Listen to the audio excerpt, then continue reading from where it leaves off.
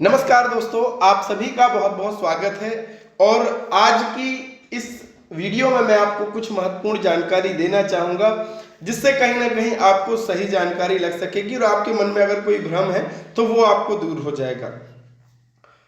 National workshop जो हुई थी हमारी 30 नवंबर 2022 को, और आप हो सकता है कि आप सभी ने उसको ज्वाइन किया हो।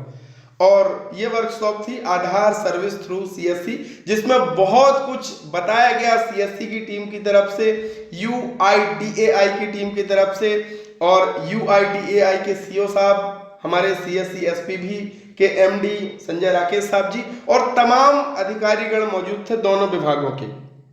और वहां पे बहुत अच्छे से एक्सप्लेन किया गया है कि किस तरीके से अब सीएससी को आधार का काम करना है, क्योंकि ये बहुत ही महत्वपूर्ण सर्विस है और बहुत सावधानियां आपको इसमें रखनी होंगी।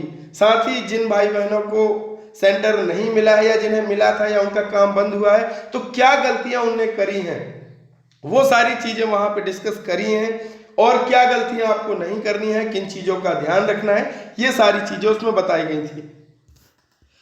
और इसी कड़ी में, इसी वर्कशॉप के दौरान हमारे ही एक वीएलई मित्र ने हमारे एमडी साहब से एक सवाल पूछा कि सर, हमारे सीएससी से कब फोटो अपडेट का काम शुरू होगा, यानी बायोमेट्रिक अपडेट का काम कब शुरू होगा। यूसीएल सेंटर जो अभी मिलता है सीएससी वीएलईस को, उसमें केवल डेमोग्राफी अपडेट होता है, जैसे कि नाम, date of birth, gender, address, mobile number, ये सारी चीजें अपडेट होती हैं। लेकिन बायोमेट्रिक अपडेट, फोटो अपडेट नहीं होता है, जो कि बहुत ही जरूरी काम है। जैसे छोटे बच्चे अगर आपके पास यूसीएल सेंटर में आधार अपडेट कराने आते हैं तो उनके फिंगर मैच नहीं होते, जिसके कारण हम डेमोग्राफी भी अपडेट नहीं करा पाते हैं।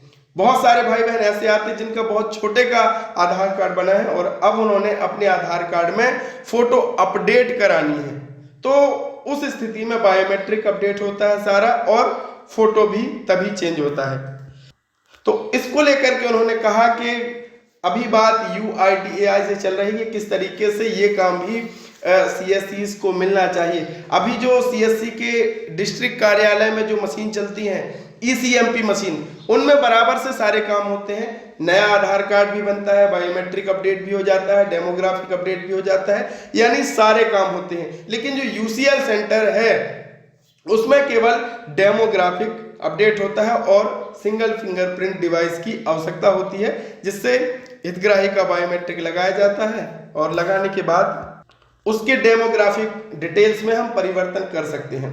तो ये बहुत अच्छा ये सवाल भी था, और आशा हम करते हैं कि अब पूरी ताकत के साथ सीएससी लगा हुआ है कि कहीं ना कहीं वीएलईस को पूरा आधार का काम मिले, और इसके लिए डिस्कशन भी चल रहा है। और जैसे कोई अपडेट आएगा तो हम आपसे शेयर करेंगे, लेकिन अभी कोई डेट निश्चित नहीं है कि इस तारीख से ये बायोमेट्रिक अपडेट का काम चालू हो जाएगा। क्योंकि अगर बायोमेट्रिक अपडेट का काम चालू होगा तो फुल मशीन चाहिए होती है, जिसमें आइरिस स्कैनर चाहिए होता है और फिंगरप्रिंट डिवाइस बड़ा वाला, जिसमें सारी उंगलियों को हम कैप्चर एक साथ कर सकते हैं। तो इस तरीके की मशीनों की आवश्यकता होगी। तो जैसे अपडेट आएगा दोस्तों, हम आपसे शेयर करेंगे। हाँ, और आशा ये करते हैं कि आप जल्दी ही यूसीएल के रजिस्ट्रेशन भी चालू होने वाले हैं। तो आप सभी आधार एग्जाम पास करके जरूर रख लो। आधार एग्जाम पास करने के लिए स्टडी मटेरियल यहाँ पे हमने दे दिया है। बहुत आसानी से आप इससे आधार एग्जाम को पास कर सकते हो। इसके लिए डिजिढूंढी इन्फो मोबाइल ऐप डाउनलोड कर लेना। और हाँ, आधार एग्जाम पास करने के बाद अगर आपको यूसीएल सेंटर भी लेना है तो उसकी क्या प्रक्रिया होती है, सारी चीजें हमने स्टेप बाय स्टेप आपको बतलाई है हमारे सीएससी यूसीएल कोर्स में, जहां पे क्या फायदा होगा, कितने लागत होगी, किस तरीके से आपको क्या डॉक्यूमेंट की जरूरत होगी, किसे आपको नियुक्त करना होगा, सारी कंप्लीट जानकारी इस छोटे से कोर्स में दे दी है। और ये कोर्स मात्र आपको मिल जाएगा, तो आप भी हमारे इन कोर्सेज से जुड़ सकते हैं और बहुत कुछ सीख सकते हैं। तो ऐसे ही अपडेट हम आपके साथ साझा करते रहेंगे।